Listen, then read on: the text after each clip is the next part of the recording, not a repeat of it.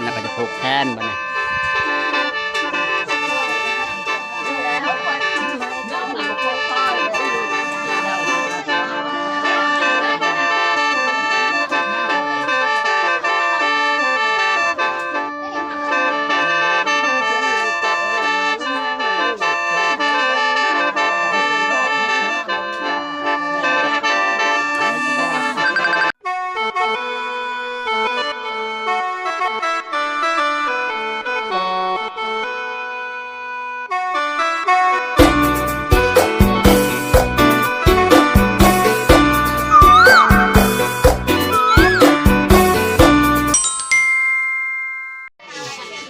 สบายดีสบายดี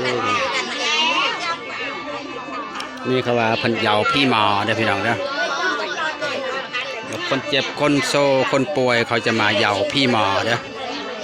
แต่ว่ามาแต่ห้องหมอกับบ่เซาพี่น้องเพิ่นจะเฮ็ดแบบนี้เด้ออาชีพ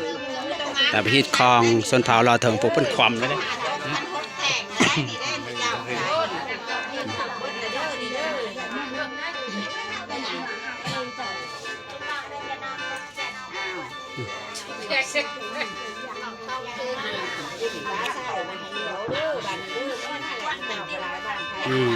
ฟังเอาได้พี่น้องหมอกระเท้าให้หมอแกนะเขาจะตัดพีหมอเพียงแบบว่าป่วยดนแล้วแต่ไปหาหมออยู่ใส่กระบอยเสาพี่น้องเอ้ยไปห้องหมอห้องบานบ่เสาบ่หายเลยว่ากลับมาเหยาพีหมอตามพีของประเพณีชนเผ่าเล่าเถิงแล้วพี่น้องเด้อดาบกระบอกคม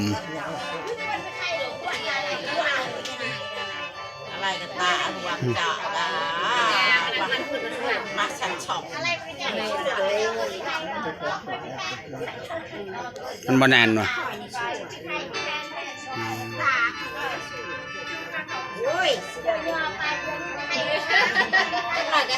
แบบมันดึงเสือกบ่ตึงดึงตึงน่ะ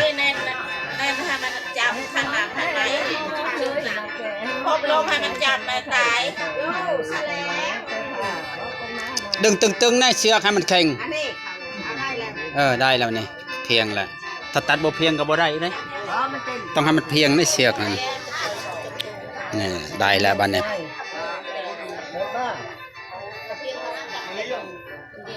ผมก็น่าจะผูกคอพี่น้องเชือก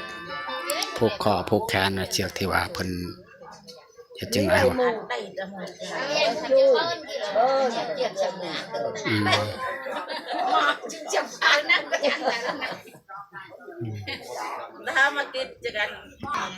คือถักคักแต่วันนี้ป่าเฮ็ดคักอันนี้ในภายผูกคอพี่น้องเพิ่นจะเฮ็ดภายผูกคอเพิ่นถักอย่างดีนะภายผูกคอคนป่วยได้พี่น้องเด้อมาเบิ่งนำกันว่าเขาเฮ็ดจังใดพี่น้องตามหลักเพิ่นยาวแล้วก็เพิ่นกาสีผูกคอต่อแขนกันกาสีเล็ดเสร็จเรียบร้อยพี่น้องรอลุ้นว่าเพิ่นเฮ็ดจังใดตอนนี้ก็ยังบ่แล้วนะ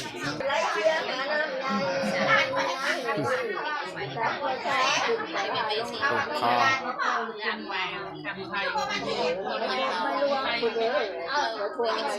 เสียงค่อยเลยเสียงมันเนาะเสียงเบาเลยโยกนึกว่าจะตัดคอใช่ไหมบัดนี้เพิ่นจะเอาไปทิมเนาะเห็นแล้วเพิ่นจะเอาไปทิมมันบ่หัวโมเอาว่ะย้อนเลยเป็นยังเห็นว่าตัวนี้ว่าจะทิมบ่หัวโมเพิ่นเอาไปทิมพี่น้องทิมเพิ่นน่ะทิมทางเข้าบ้านเพิ่นเนาะเพิ่นเอาไปทิมเลยพี่น้องเพิ่นเฮ็ดแล้วเพิ่นจะเอาไปทิมเด้อเสียงแคนกระมอนเนาะ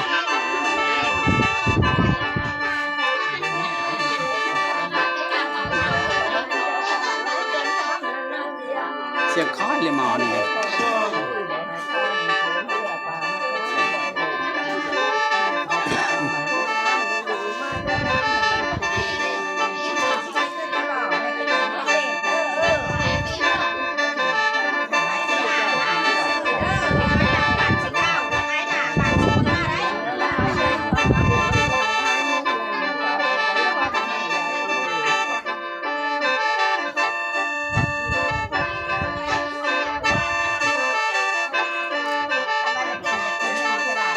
เป็นโคเนาะ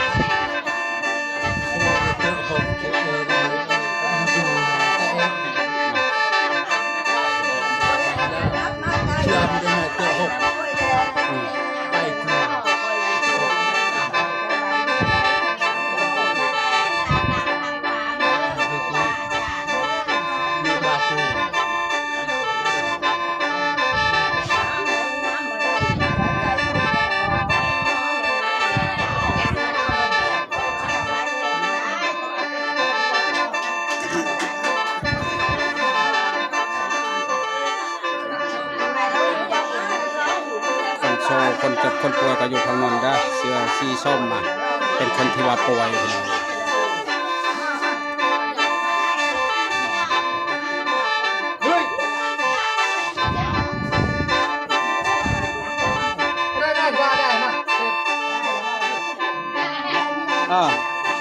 ให้เพิ่นนะ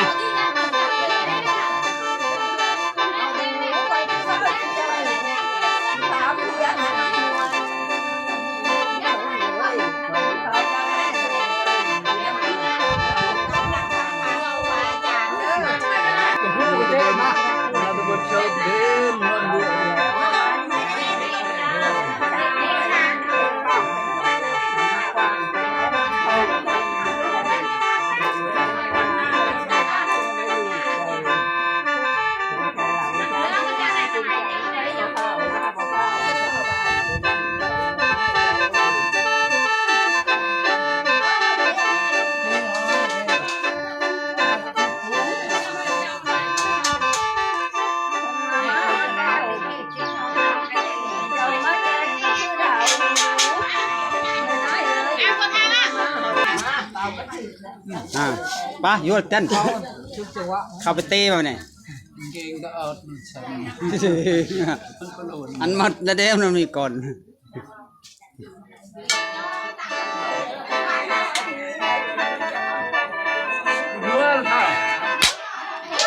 ลูกกันใหญ่ลูก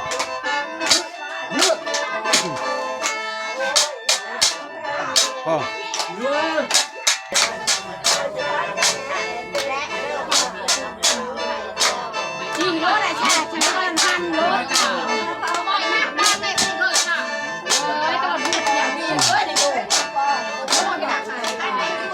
คือจีบุมีแหงคอนบันไดใกล้แล้วแห้งแล้ว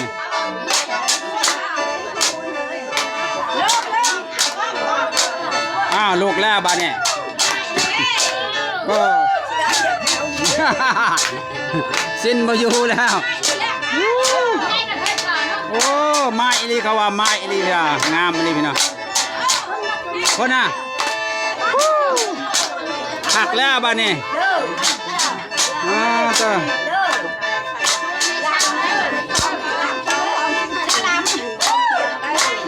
ก็จะหน่อยลำนั่นจะหน่อยได้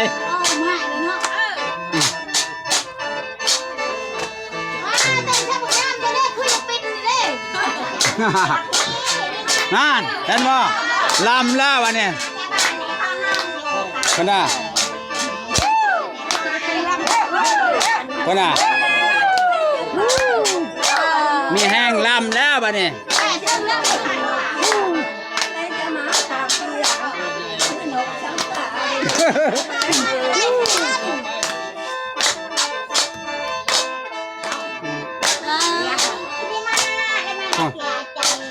โอ้ยถ่ายทางหลังเลยพี่น้องเลยเพราะว่า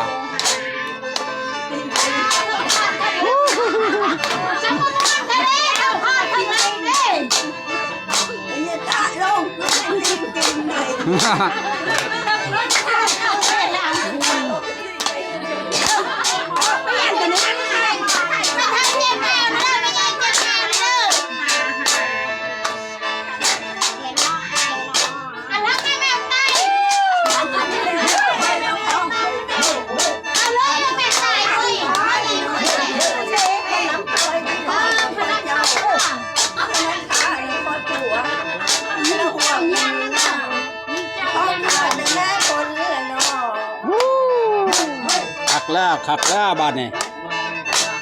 ยอด เศร้าแล้ววันนี้คนเจ็บคนป่วยก็เศร้าเลยพี่น้องเลยคนพรได้ตะกี้โอ้ยลูกบ่ได้นั่งบ่เป็นพี่น้องช่วงนี้ก็ลูกพรน่าจะถึกแล้วพี่น้องโอ้น่าจะเศร้าบัดนี้เนาะ มาเมื่อยแล้วเนี่ยมาเมื่อยแล้วเนี่ยปกติแล้วมากับแก่เท่าเลยนะ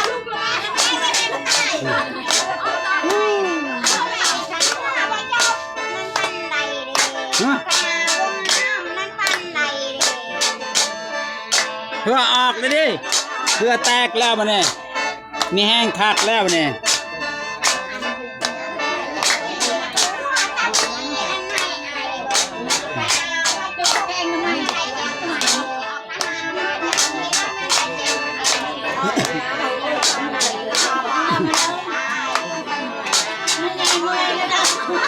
ไม่ไงเมื่อยแล้วเดี๋ยวมันยังจะเป็นลมแล้วมันเนี่ย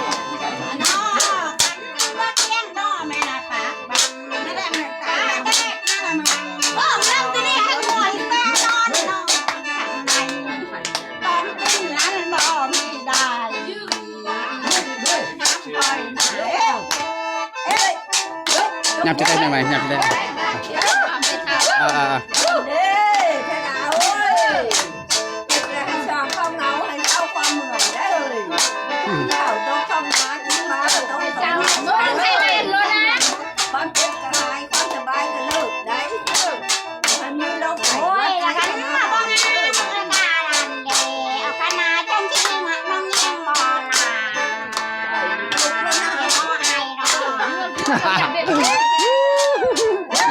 สาววันนี้ครับ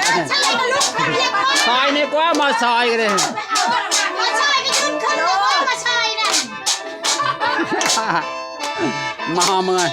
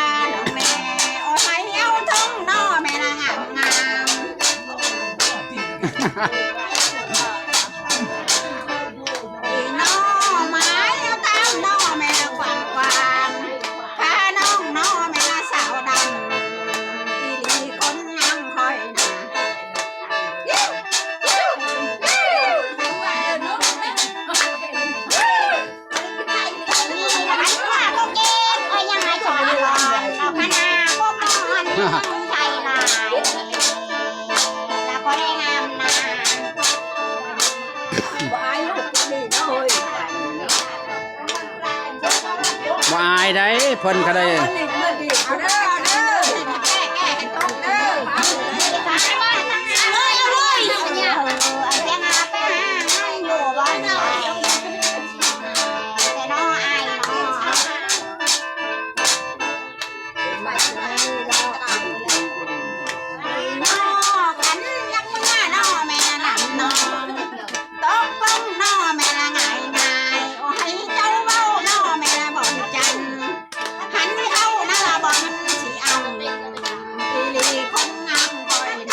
ก็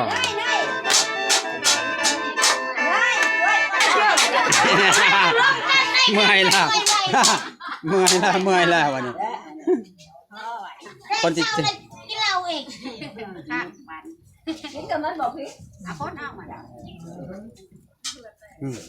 เหือแตกเลยไม่แห้งแล้วเหือแตกเลยลุงชิบะกินข้าวยายแอบเปล่าวันนี้เอาควันแล้วก็ผูกแขนเนาะเอาควันแล้วก็ผูกแขนคือแล้ววันนี้พี่น้องไปจะจบแล้วเนาะเราลุ้นนำกันว่าทุกสิเฮ็ดจังไรพี่น้องตอนนี้ก็เอาควันเด้อ